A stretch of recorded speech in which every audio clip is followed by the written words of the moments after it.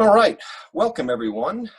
It is 3:30 on a Wednesday, so we've got another session here in our Survive and Thrive series. Thank you again for joining us.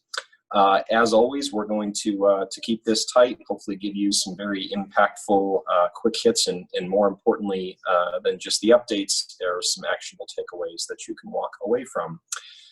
Today's title, and it's certainly been an interesting couple of weeks, we're actually, just by way of brief update, we're going to be doing these now on an every 2-week basis.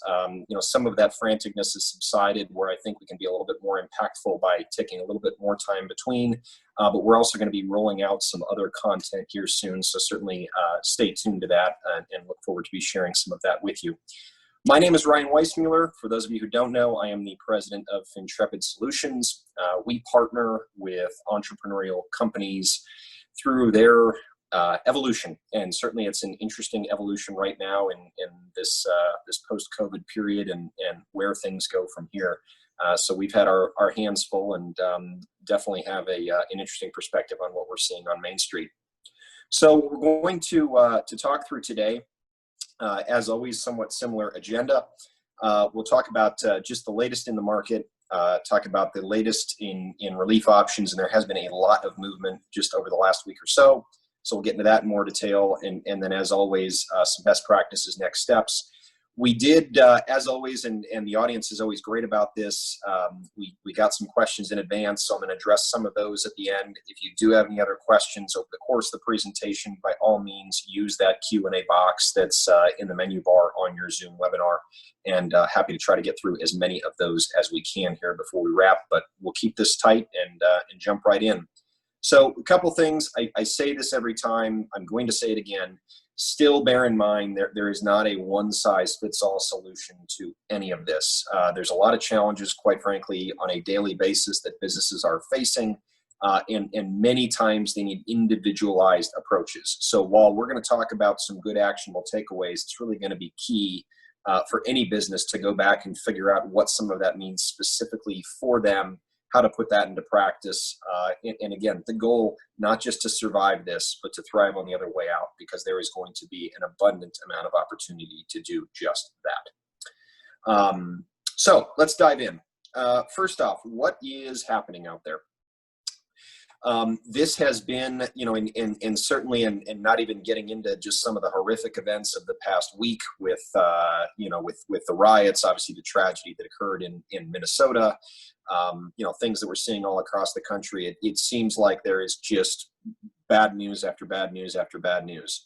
And I think that, a lot of us are probably wondering, what's coming next? What's the next shoe to drop? So there are a lot of scary headlines out there. There are still, quite frankly, what I think are some doomsday prophecies out there. I read something earlier this week talking about the Great Depression, and here we go. And so we'll talk about that in a second. But I would just, the biggest thing I would encourage is just a little bit of calm. Things probably aren't as good as they appear. They're also probably not, almost definitely not as bad as they appear. So the real answer is somewhere in between. But the important thing to point out is, we are definitely inching back, and I'll share with you some interesting data points this week. Every single state now in the union, when we started talking about this, these numbers have increased, exponentially over the last month or so. Every state in the union now is back in some level of reopening, some, more than others. And another interesting statistic that came out, and I like to share this stuff just because I think it's important for perspective from time to time. USA Today did a study, so we've had a little over 100,000 deaths in the United States from coronavirus. 42,000 of those occurred in nursing home environments. So just, again, to keep that in perspective, and I spent some time in healthcare in that side of the world. You get any kind of contagious disease, virus, et cetera, in that kind of environment, they can spread very quickly. So again, in terms of looking at, those are kind of combined environments. In terms of looking at the broader, the broader U.S. environment, keep that in perspective. And also, we're still seeing case numbers increase, day after day, but we are also doing far more testing than any country in the world by far. So, expect that we're going to see cases go up for a period of time. The bogey that I think we've been keeping an eye on, and that we've been told to really look for, especially in the state of Arizona, is right around June 15th, I should say. That will be able to assess after this reopening, what kind of spikes do we see? What does that look like? So that's kind of the next bogey in Arizona. But we are, I think the other thing that's important, and I read about this, another economist came out with something and said that we're not going to get back to, to pre-COVID levels for, until possibly mid to late 2022. I think one thing to keep in perspective there, and I saw a study this week, actually, Vistage put something out that 41% of CEOs polled are actually more encouraged about the economy in May than they were in April. So we're seeing confidence shift. But the other side about the overall economy, we have to bear in mind that 2019 levels were historically unprecedented by far. Even if we are able to get back to 85% of 2019 levels in historical context, that is still an outstanding economy. So, I think as long as we're inching our way back, making our way towards progress, we hear a lot of hyperbole, a lot of different things, but as far as the impact on Main Street and what some of that looks like, I think we just need to keep those things in perspective. A couple of things that came out today: unemployment numbers were actually lower than expected that were released this week, so some encouraging news. And then the other thing that I thought was very interesting was, and I'll skip down to this, just the consumer behavior, but actually just this morning, Goldman Sachs released a study that actually the recovery is picking up a little bit of steam. Visa reported that actually stay-at-home spending, Visa reported that spending is ticking up. Goldman Sachs reported that actually stay-at-home spending is declining, meaning people are spending more of those dollars outside of their homes, which again, good sign in terms of the reopening trends. And also travel is picking up. Not to pre-levels, but at least that ball is starting to roll down the hill a little bit. The office environment is still a very fluid situation. So I put this up here, the evolving workflow situation. That is going to be something to watch very, very closely. There are a lot of companies I know right now that are rethinking their office plans. I had a conversation with a business owner earlier this week who's relooking at office space, and some of the deals they are being thrown is mind-boggling. So they're downsizing. So it may be a good opportunity to explore some of those things, but even just workforce in general, understanding what those get back to work, physical work looks like, and bearing in mind also that this is still out there. We're less than 2 months away, and there's no sign of them extending it. That additional federal unemployment benefit is due to expire July 31st. So while unemployment looks pretty attractive now, it is not going to look pretty attractive literally 60 days from today. So on Main Street, always like to touch on that, what's happening, what we're seeing, looking at this certainly in data as well as just what we're seeing anecdotally. Rehiring is definitely picking up, so that is occurring. Companies trying to rehire and also companies making new hires. Hospitality is opening up more and more and more, and even seeing large hospitality venues. I don't know how many of you saw it, but Disneyland has announced plans to reopen in July. Disney World already had. Again, things opening up in the hospitality and entertainment world. PPP money is running out, and I think a lot of companies unsure what to do with that. So we'll talk about that a little bit more in a moment. And one other thing I like to point out is that the stimulus money is still not fully baked in. We have not seen the full impact of that. So the federal government injected trillions, unprecedented amounts of fiscal stimulus into the economy. Debate the long-term ramifications of that all you want, and there certainly will be some. But in the short term, we have not seen that make its way all the way through the economy. As more of that spending continues, and kind of seeing when we get back to somewhat, more normal, at least, levels of employment, not back to low unemployment, but more normal levels, historically speaking, I think we're going to start seeing some of the implications of that stimulus. The last thing that I would point out, and this is just something to be aware of, there's a lot of big companies out there, you'll read about some of these in the headlines, that are reevaluating their size, reevaluating their scope, what they're doing, et cetera.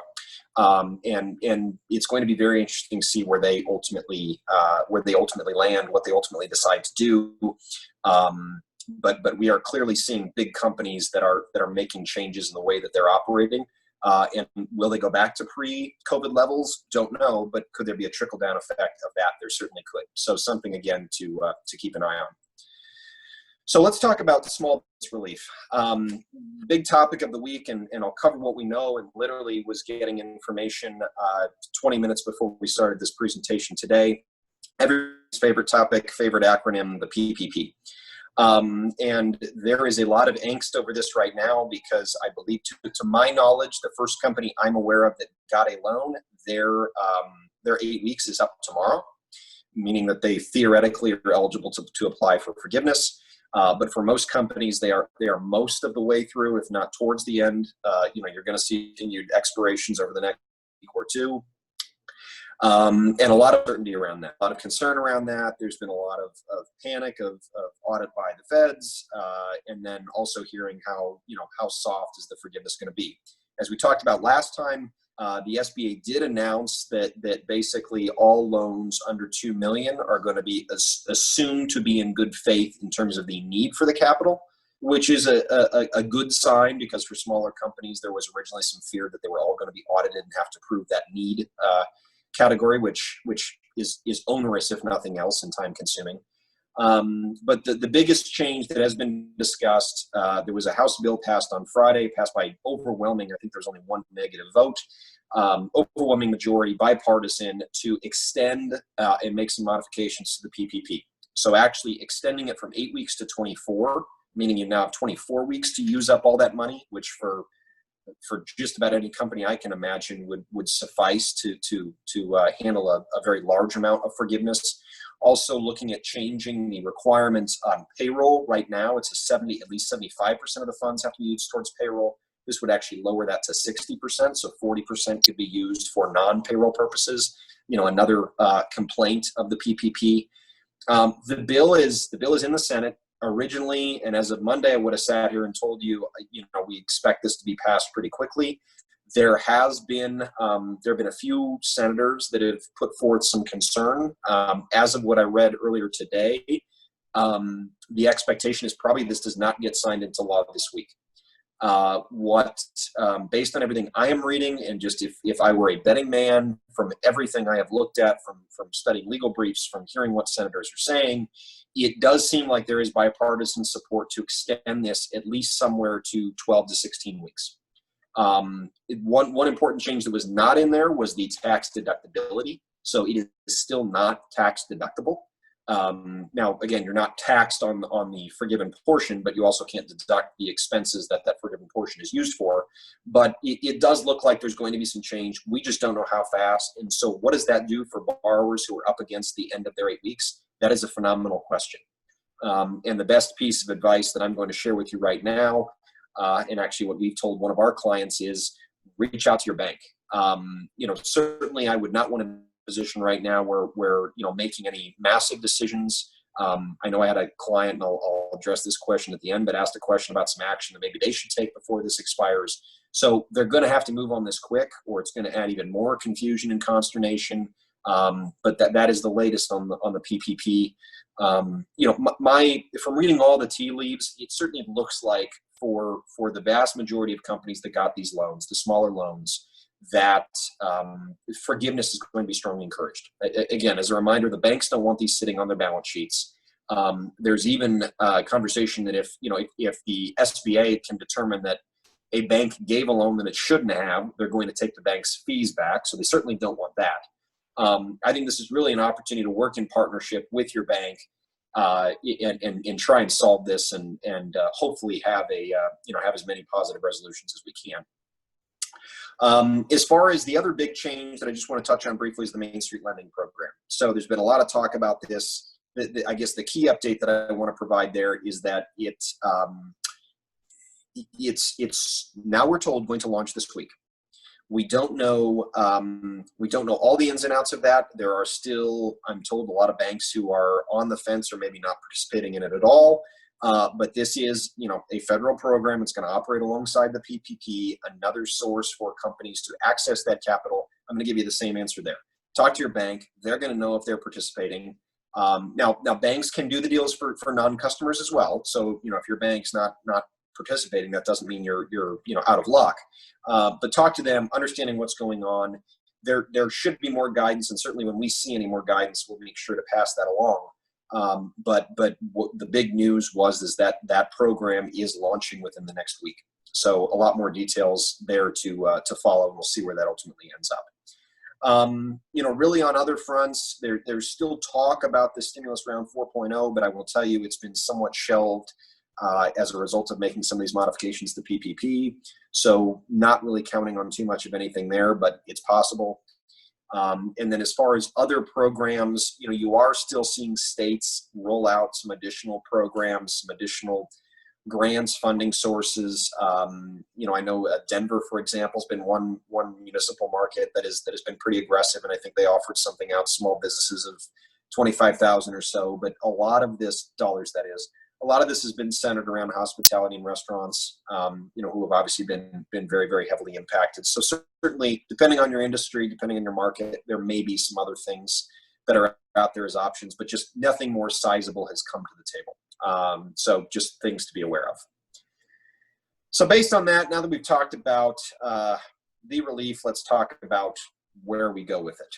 And what to do. And I think the first thing that I would say, and this has certainly evolved over the last few weeks, is movement. Your chances are, if you're not, your competitors are. So you run the risk of being left behind. There's already active movement going on, changes to supply chain. Companies are a little bit shifting their business model, looking for new opportunities. And we know firsthand, we've seen it with companies that we've worked with and been around, where companies are taking business and not taking business, earning business from other competitors because they're doing the right things and their competition is not right now. So there is absolutely opportunity to do that, to take advantage of opportunities and to explore that further. Second thing is just your cash flow outlook. And we talk about cash every week. I probably talk about cash. A number of folks are probably tired of me talking about cash, to be quite frank, but it is so vital, especially right now when the margin for error is as small as it is. Understand what your picture is. For a lot of companies, the PPP money, as I mentioned, is almost gone. That PPP money, while it was a tremendous lifeline, and we've certainly seen the value that it had for a number of businesses, after that runs out, where are you? For a lot of companies, they may have gotten deferrals from their banks, may have pushed off some, paying some AP. But as things launch back up, maybe now again, you have to reinvest in inventory, bringing people back online, where all of a sudden those weekly, monthly costs are starting to creep back up. Where are you? What does it look like? What does your cash flow situation look like? Because the last thing you want to do, we've talked about cash in the rebound. The last thing you want to do is be in a position where all of a sudden you have a great opportunity and don't have enough cash to go out and pull it off. So that outlook, that understanding, going to be extraordinarily important. Third thing, and really I think it's in a way to stretch that dollar is just evaluating relationships. Where can you leverage relationships? And again, kind of talking about just the brilliance of American ingenuity. We've seen competitors partner together on things. Certainly thinking about what strategic partners are around you. Banks, lenders, CPAs, suppliers, customers. Where can you partner and how can you leverage those relationships? Because again, just like I talked about with the competition, not everybody's going to do it. If you can do it better, this is a fantastic time to breed customer loyalty, to provide that excellent customer service, to be there as a servant to that consumer. That is going to pay massive dividends. And again, as things continue to improve, that loyalty is going to be extremely valuable. And just because there's an 800-pound gorilla in the room is not paying attention to the customer right now, if you do a good job, it doesn't mean that 800-pound gorilla is going to earn that customer back when they decide they want to get back in the game. And then the last thing is just understanding the downside. And I think, again, that's a little bit more important looking at the post-PPP environment that we're in. But understanding the downside of your situation. So we've talked about in the past looking at scenarios, understanding what that looks like, really looking at what are the downside risks and what does that base case look like? Because simple reality, if you can confidently forecast your downside, it doesn't matter if you end up better than that. It matters, but my point is you're not going to get yourself in trouble. What you don't want to do is land worse than your downside, because then you probably are in a real world of hurt. But if you've got a good downside that you know what your roadmap is, you can operate within that downside, that downside model. If you end up 10, 15% above that, that's great. That's gravy. That's opportunity, cash, income, that you may not have had available to you. So really important. And I think, sitting down, having a discussion with your team, having some really good thought, and especially now, we are getting more and more clarity now that the consumer is coming out of their shell a little bit on what that looks like. And whether you're a direct to consumer business or a few steps removed, most businesses are no further than a few steps removed from the actual end of the day consumer. Understanding what that buyer is looking for, what they're doing, and just knowing what's the base level that you have to operate at. Because the other thing that provides for you, if you look at that downside model and you're struggling to operate within that downside model, you better make some changes now. Because the goal is to make that downside sustainable, give you a platform with which to build off of. And then if you're able to do that successfully, you should be able to plan ahead with confidence, even if some things don't move exactly the right way. We talked about it a few weeks ago, and just use the analogy. We're driving from Phoenix to Tucson. There's different routes you can go to get there. Certainly, there's one main route, but if you had to take some detours, you could. With a good map, you'd know what those detours were. You also don't know. You may have to speed up and slow down on certain parts of the route. So no different with our businesses today. We're going to have to be nimble, be a little bit fluid, understand what that map of potential options are. But at least as we know where we're trying to get, and we know, again, on kind of what that downside or that worst case scenario looks like, and that's manageable, that really provides the business owner, the management team, a lot of confidence in being able to forge ahead and make some good progress. So as we always do, and want to make sure we've got some really impactful takeaways to walk away from here today. I think as a result of all this, and even what we talked about with that downside, plan ahead. And the key, and hopefully this doesn't sound too contradictory, but confidently, but cautiously. So it's not all green lights, but it's not too many red lights either. There's a lot of yellow lights, and that still means moving forward.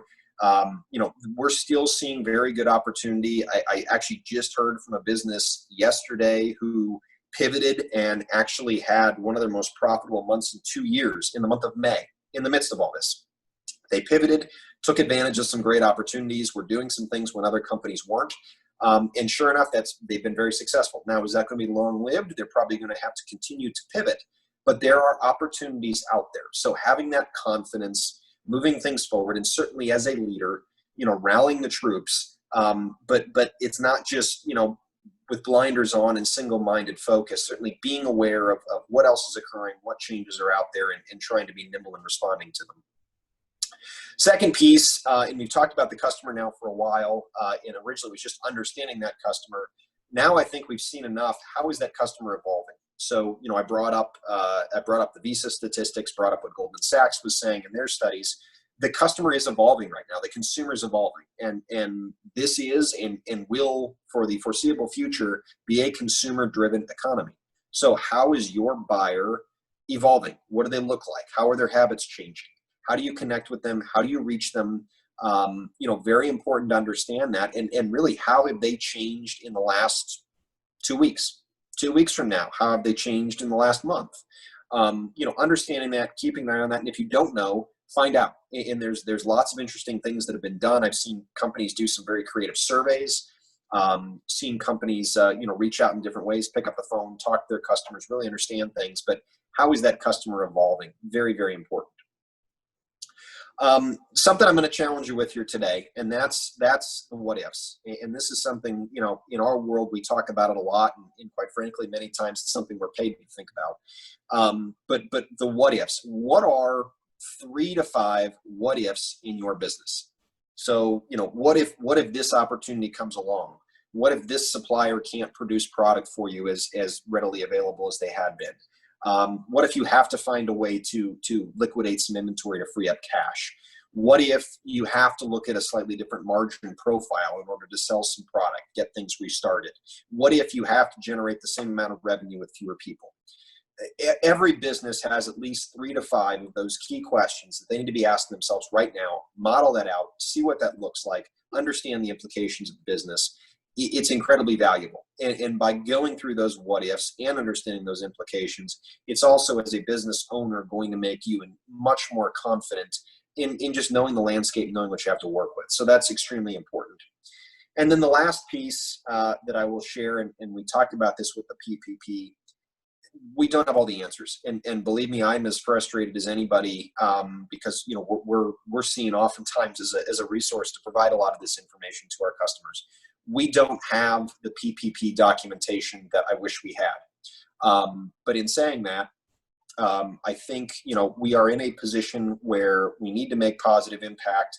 We need to make we need to move things forward. So it's the best we can do. We don't have all the answers. We're not going to have all the answers. The best thing you can do is be thorough, provide your customers with, or your bank, I should say, with all the information you can, have your ducks in a row. If there are some questions, reach out to them. What are they telling you? What are you saying? And that's your best chance for having some longer term success. So that's what we've got for today. I will touch on one one key question that came up, and certainly if there are any other questions that pop up, happy to address those as well.